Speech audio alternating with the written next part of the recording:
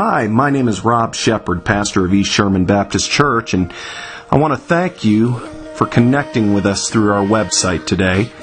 I pray that this message is an encouragement to you, and I invite you to experience worship with us live every Sunday morning at 10:15.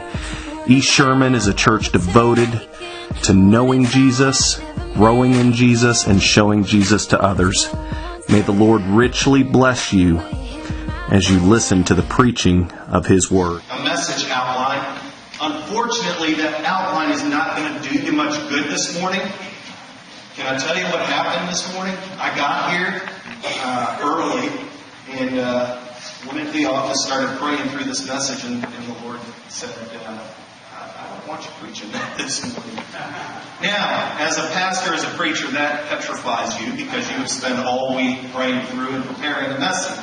And luckily, we will still be in Habakkuk, but if you are trying to follow me on the outline, you're going to have some difficulty this morning. So if you will, turn with me to the book of Habakkuk, and we will begin. We are right in the middle of our series on majoring on the minors, and we find ourselves this morning in the book of Habakkuk. Let me ask you a question this morning. Have any of you ever been bold enough to ask God why? Don't raise your hands. Have you ever been bold enough to ask God why? Why has some hardship befallen you? Why you have been stricken with an illness? Why your financial security has been snatched away? Why you have lost a job or a career? Why your marriage is in shambles? Why it seems as if your prayers are never answered? Why the Lord allows abortion on demand in our nation? Why, oh why, would God ever allow a child to pass on into eternity and leave a mother and father broken-hearted beyond all measure? Why?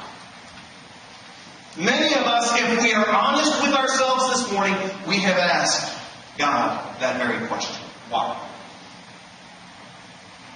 And what we see in Habakkuk is that question is not unbiblical.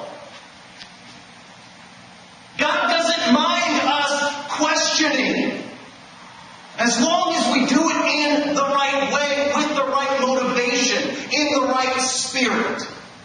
You see, Habakkuk questions the God of the universe. Twice he inquires of the Lord, and twice the Lord answers him. In Habakkuk's day, evil ruled. Not much is known about this prophet beyond the fact that he ministered around 610 BC. And interestingly enough, his name literally means embracer. But what I want you to see at the outset is that questions, first, are acceptable. Questions to the Lord are acceptable. It's all in the motive and manner of the questioning.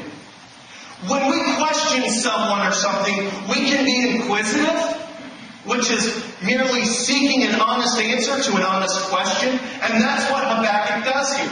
He's simply inquisitive. Lord, why have you allowed evil to rule the day? Why have you allowed the nation of Judah to turn to paganism in many respects? Why is our king so wicked? Why has he turned his heart against you? When will you deal with Judah? When will you deal with this sin? I have been petitioning you, and thus far nothing has happened. Why, God? Why? He's inquiring of the Lord. He's just questioning, Lord, why are you allowing these things to take place? Where are you in the midst of all this? So questions can be inquisitive. They can also be accusatory. Now, talk to my daughters about accusatory questions, because Sophie and Emma are always accusing one another. Emma, why won't you leave me alone? Sophie, why do you use my stuff? Emma, why won't you get out of my room? I can say that because neither one of them are in here. I checked with Shirley. They accuse one another. They're accusatory. These questions basically mean that I have been treated unfairly, or I feel like I have been treated unfairly, and you are to blame. Why have you done this to me? We don't get that sense in Habakkuk, that he is accusing God of anything.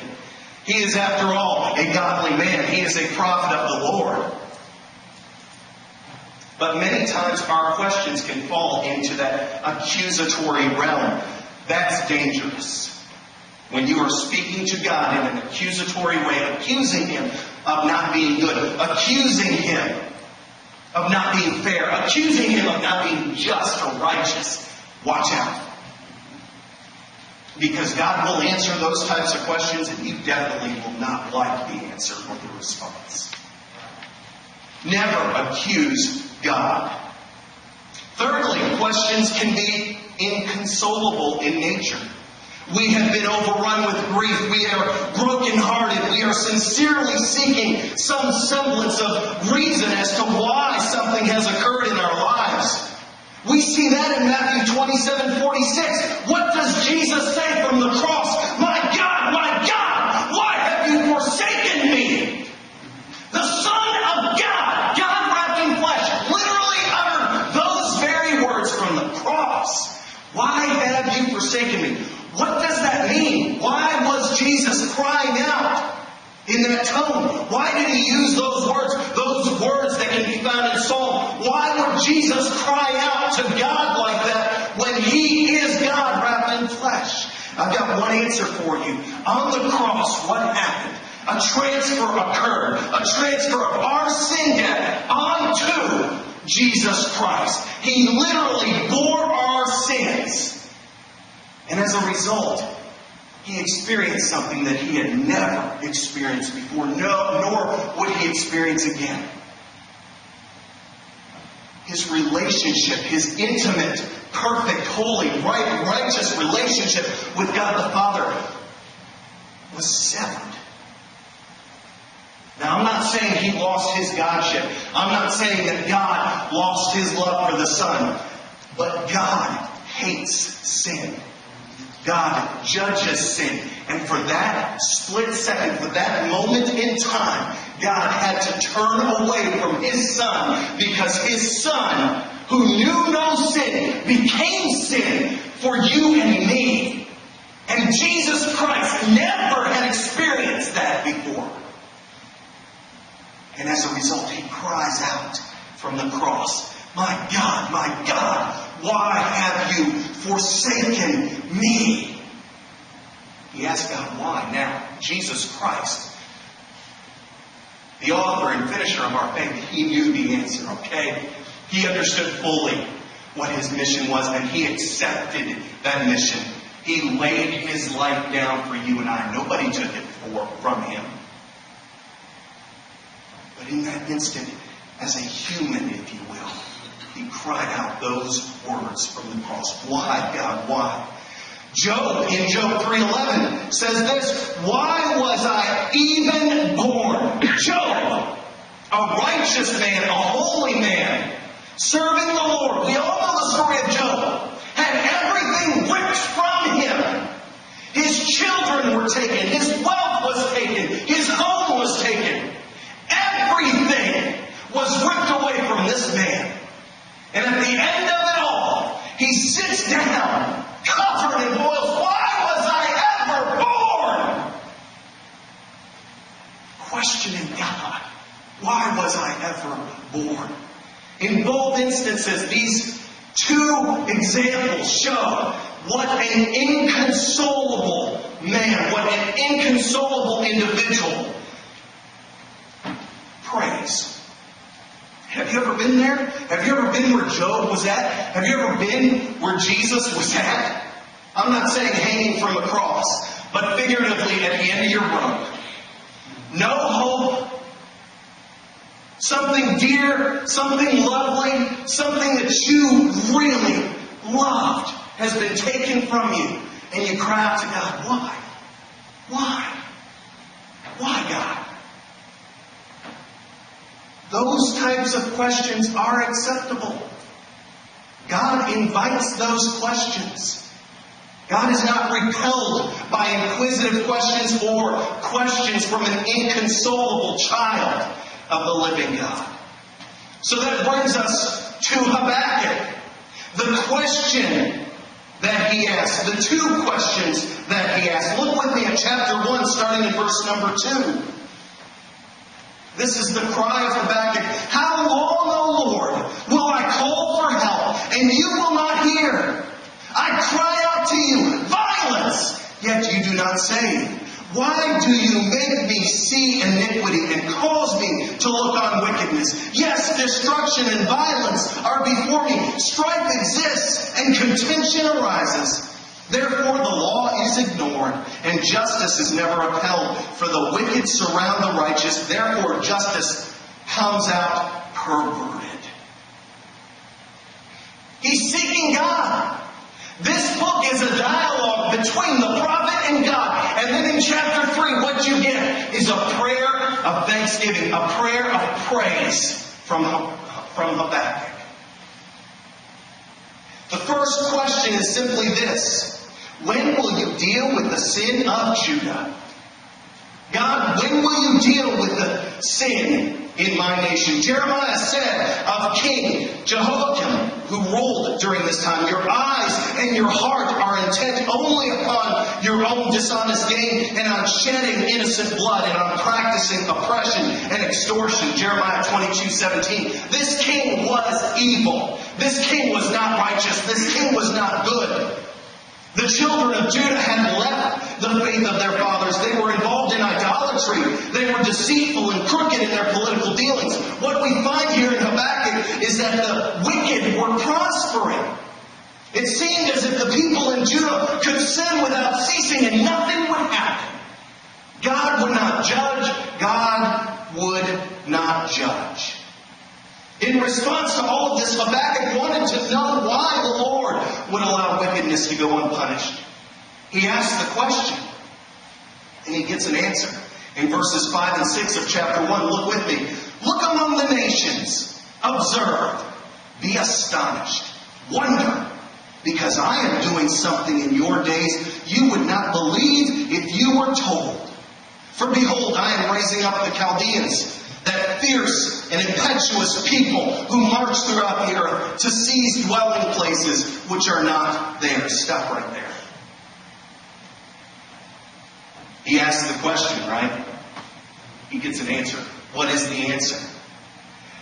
God is raising up the Babylonians or the Chaldeans to overrun Judah.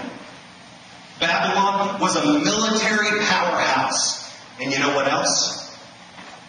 This takes place just a few years after the writing of this prophecy in 605 BC. Nebuchadnezzar overruns Judah. And we read all about it in the Old Testament. He takes Daniel and several others captive, takes them back to Babylon. That's what is going to occur. So, when we question God, when we petition Him and say, why, God, why? When we bring honest questions before Him, when we cry out to Him, perhaps we can't even form the words or the sentences. When we come before God and we are so overwhelmed that we can't even speak, the Bible tells us that the Holy Spirit intercedes for us with groanings that cannot be uttered by man. So we may bring our brokenness before God, cry out to Him, and we may be able to just sob, just cry. That's okay, because the Holy Spirit does the interceding for us. If you're a child of God, you have that living within you, that Holy Spirit. You've been sealed with Him. He will pray for you. He will intercede for you. But as we do pray, as we do petition, be aware that the answers we receive from God may not please us. Do you think Habakkuk was pleased when the response to his prayer, to his petition, was simply this? Hold on, Habakkuk, I'm raising up the Babylonian Empire, and they're going to destroy you, and they're going to take your people captive. They are strong, they are swift, they are mighty, and I'm about to use them to deal with the sin of the nation. You think that pleased the prophet? I dare say it petrified him.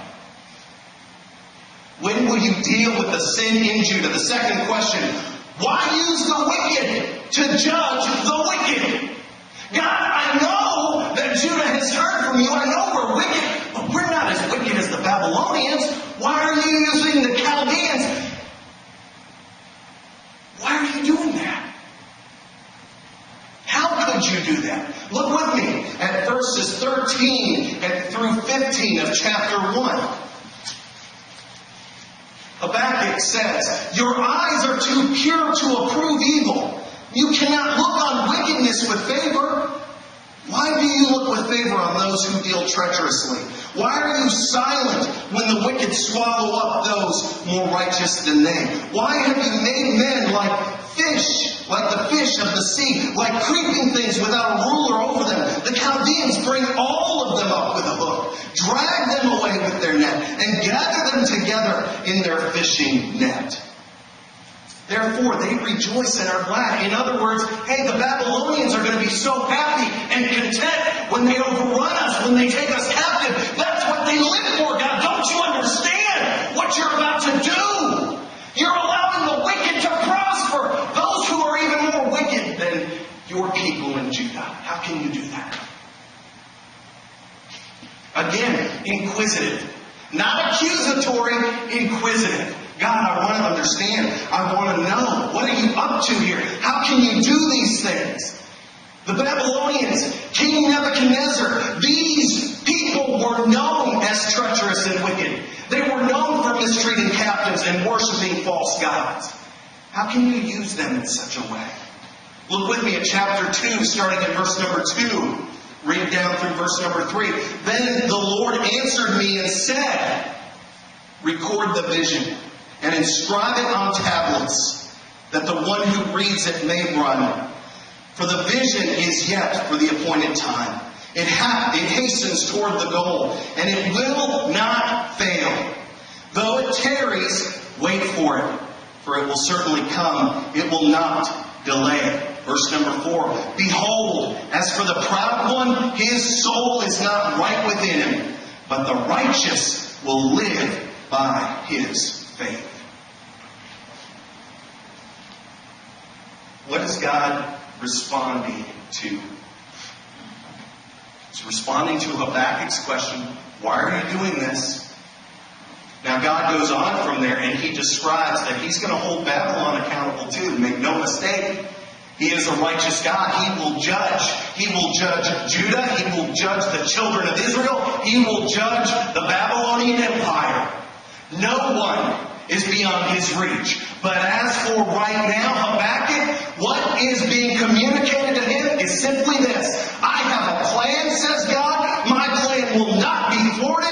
It cannot fail. I can be trusted, and I will deal with sin. So sit back, hush up, and trust. Now that's the raw version. But if you look at verse number 20 of chapter 2, basically that's what God tells Habakkuk. But the Lord is in his holy temple. Let all the earth, what? Be silent before him. Hush up and wait. Because I have a plan. And my plan is to bring deliverance to my people. But first, I've got to judge their sin. I've got to make sure that they know I am the one true living God, and my plan cannot be stopped. Trust in me alone. This morning, if you bring burdens into this place, if you bring questions into this place, if you want to go before the Lord and say, God, why has this happened in my life? Be ready for the response. God will answer in His time. And His time may be a year from now, maybe 2 years from now, maybe 5 years from now. It may be tomorrow. He will deliver. He can be trusted. The question is, do we trust Him enough to sit back, trust, and wait? The Lord's work is not always easy to see. When we're in the fog of battle, when we're in the fog of war, when everything is going wrong in our lives, it may be very difficult to see God working. We are limited in our vision. We are limited in our scope. We view things through human eyes. We cannot see the end result. We can't see the schedule that God has. We can't see the scope of His work. But we know He's at work. And we know that He can be trusted. Look again with me at verse number 5 of chapter 1. Verse number 5. In response to Habakkuk's first question, look among the nations, he says. Look among the nations, Habakkuk. Observe. Be observant. Be astonished. Wonder. Why? Why? Because I am doing something in your days. God says, I'm at work. You may not see it. You may not recognize it. You can't see all the nations that I'm dealing with. You can't see the global spectrum or the universal spectrum of what I am about to do. But observe and listen, because I am about to do something that you would not believe if you were told. In other words, I can lay out my plan for you from A to Z. I can outline everything that I am going to do in and through this nation. And you know what, Habakkuk? You won't believe it if I tell you. You won't believe it if I tell you. Habakkuk, 600 years from now, I am going to reconcile my people to myself through my only begotten Son, Jesus Christ. And my Son will come. He will be born of a virgin. But Habakkuk, he's not going to be born in a privileged home. He's not going to be born of an earthly king. No, he's going to be born in a place called Bethlehem, in a stable, in a hollowed out cave. He's going to be born of a young woman, a young girl, and her betrothed, her fiance, her husband, who's a carpenter. You're not going to believe what I'm going to do. And Habakkuk, how am I going to reconcile my nation to myself? How am I going to bring balance to the world? How am I going to provide salvation to all of mankind? Well, that same baby, my only begotten Son, God wrapped in flesh, Jesus Christ, 33 years hence, He is going to be crucified. Yeah, the empire of that day, Rome, the religious elite of the day, the Pharisees, the Sadducees, the high priests, yeah, they're going to condemn Him to death. He's going to bear all the sin of mankind on His shoulders. And He's going to hang on a cross. He's going to bleed. He's going to die a horrendous death. So you wouldn't believe it if I told you. Oh, but Habakkuk, back to you, back to your needs, back to your questions. Yeah, this captivity is going to work to my glory as well. Because, yeah, my people are going to be taken from their homes. They're going to be thrown into Babylon. But there's coming a day when they will be released. And they will be sent back home. The temple will be rebuilt. Jerusalem, the walls of the city, will be rebuilt. My people will return to me once again. But you wouldn't believe it if I told you. Have you ever had somebody come up to you and in the course of the conversation they use the term, you won't believe it if I told you? You just won't. You won't believe it if I told you.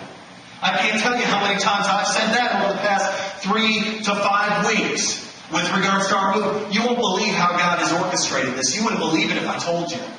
You just wouldn't believe it. I mean, that God was in our midst. God was moving in a powerful way. God aligned everything just in a perfect way up to the day we moved. Everything just coalesced and came together. It was an answer to prayer. And many of you sitting in here were part of that. I've never experienced a move as seamless as this one. And I was worried. God, why? Where are you in this? God, my wife's about to drive me nuts with the craziness going on here. God, show me what you're doing in this. Because another week like this, and I'm going to fly off the handle. I'm going to lose it. I'm going to go ballistic, and I don't want to do that, God. So show me me what your ultimate plan is, God. We're 72 hours away from closing, God. You know this is kind of the time frame where things went kind of haywire last time. Let's not do that again. Please, Lord. He answered our prayer. Amen. But you wouldn't believe it if I told you all the nuances that have occurred over the last 8-9 months with regards to this movie. You just wouldn't believe it. God tells His prophet that He has a plan and He is at work. And that work may not always be easy to see. That work is not always the answer we want, and we covered that. Look again at verse number 6. Look at how the Lord couches this. So He just finishes saying, you would not believe it if you were told. And then He tells them a little something about what's going to happen. For behold, I am raising up the Chaldeans. At that point, if I'm Habakkuk, my knees buckle, and I'm thinking, oh Lord, no, not this. Not this. I am raising up the Chaldeans, that fierce and impetuous people who march throughout the earth to seize dwelling places which are not theirs. They are what? Dreaded and feared. Their justice and authority originate with themselves. In other words, they don't seek me. They don't seek my ways. Their justice and authority originate with themselves. They do as they please. And they're going to reign terror over the people of Judah for their sin, for their willful disobedience.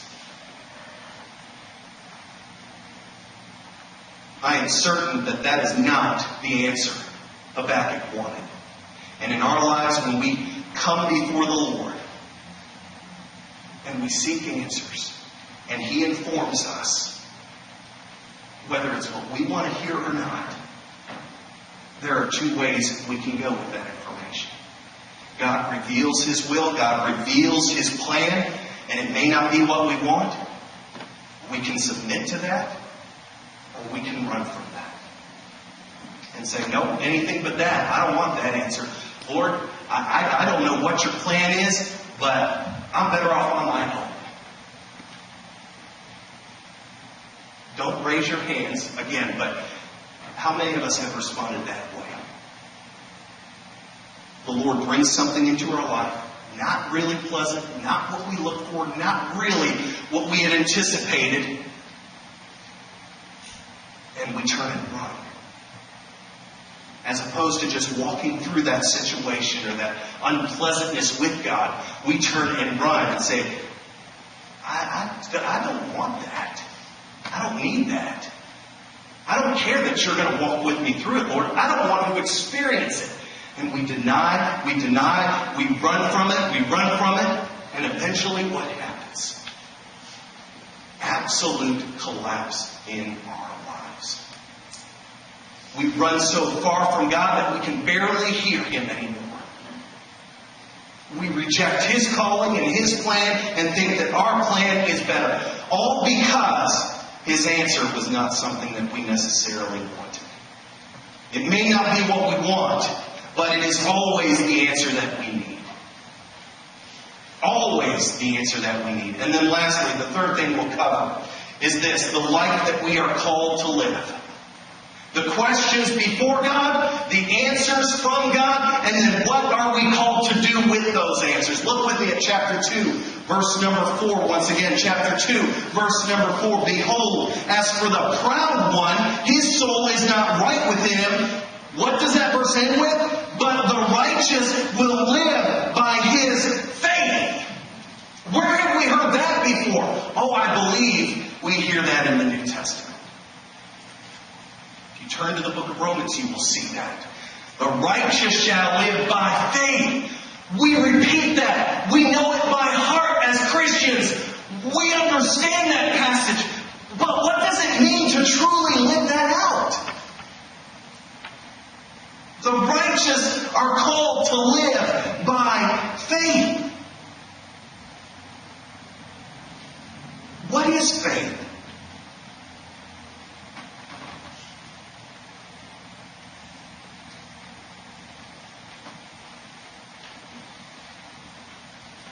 I can't see God. I was not there when they nailed Jesus to the cross. I never heard Jesus teach audibly. Though I've never seen or heard any of that, I believe.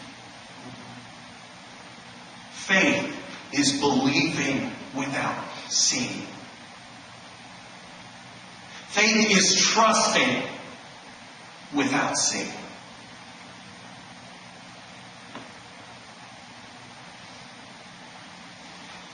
So often we as Christians, we come to God, we confess our sin, we trust Him for salvation. Lord, save my soul.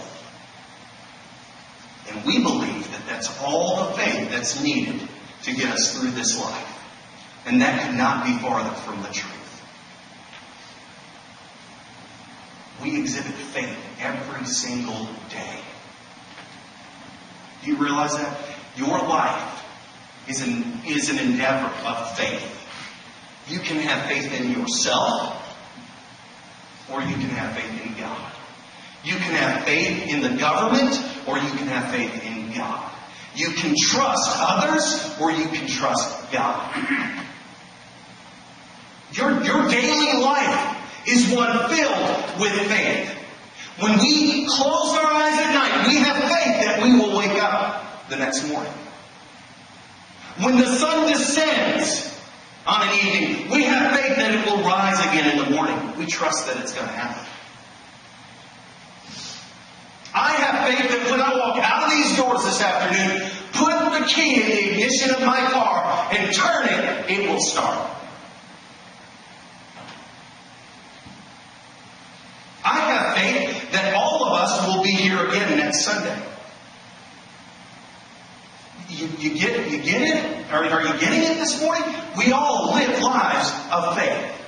The question is, who do we have faith in? Ourselves? The laws of nature? Or the God of nature? Habakkuk had to wrestle with that very question. Who do I have faith in? Look with me at verse 1 in chapter 2. Verse number 1 of chapter 2. I will stand on my guard post and station myself on the rampart, and I will keep watch to see what He, God, will speak to me, and how I may reply when I am reproved. In other words, I have faith. All right, I've heard from God. I've questioned Him. I have faith. I am going to sit back and watch His plan unfold and see what He has for me. How I can serve Him. How I can be a help. How I can minister during this time. In times of trouble, when you're asking the question, why? When you really don't understand what's going on in your life, you may be brokenhearted. You may be at the end of your rope. You may be despondent this morning. Pray that verse. In other words, God, I don't understand it all. I can't comprehend it. But I'm going to sit back, trust You, and wait for You to move. And I will move when You move. I will do what You call me to do. When You speak to me, only then will I respond. Will we walk by faith this morning? Hebrews 11 Verse 1, now faith is the substance of things hoped for, the evidence of things not seen. During times of difficulty, we must take the Lord's hand and say, God, I trust You. And that has got to be, listen to me this morning, that has got to be more than mere words. It's got to be more than empty rhetoric. You know, I don't know how many of you saw or heard the debate, the presidential debate the other night. Rhetoric and words and words and words, and most of it is nonsense. You and I know that most of these people will not keep their word, cannot be trusted. They are politicians to the core. They are going to say whatever will get them elected. And I say that as a guy who loves politics and government, okay? And sometimes that belief bleeds over to our spiritual lives. Well, if I just mouth some empty words to God, He will be content and He will look favorably upon me. If I just say that faith is the substance of things hoped for, the evidence of things unseen, God will love me more and God will shower me with favor. And all the bad things in life will not happen to me so long as I just say those words. I don't have to believe them or live them out. As long as I say them, that's all that's required. That is not true, my friends. Easy believism is not biblical. We have got to activate our faith. And what does that look like? In the simplest terms, I heard this illustration, I saw this illustration dozens of times through my uncle's ministry. I may have done it here before, but if I haven't, bear with me because this is one of my favorite illustrations of all time, and it is so simple. You and I can look at that chair right there, this one, right here. Don't worry, I'm not going to throw it. We can look at this chair all we want. We can investigate it. We can touch it. We can feel it. That's a good chair. That's a solid chair. I believe that that chair will hold my body weight if I sit in it. I believe that. I can mouth those words day after day after day, time after time after time. And you know what? It means nothing. Because I haven't said it. So I can say I believe it will hold me, but I'm not willing to put my life on the line. Not willing to sit in it and actually put some weight on it. Because it may collapse. So I look at it. I believe that chair will hold me. I have the faith that it will hold me. In our spiritual lives, that's where many of us are at.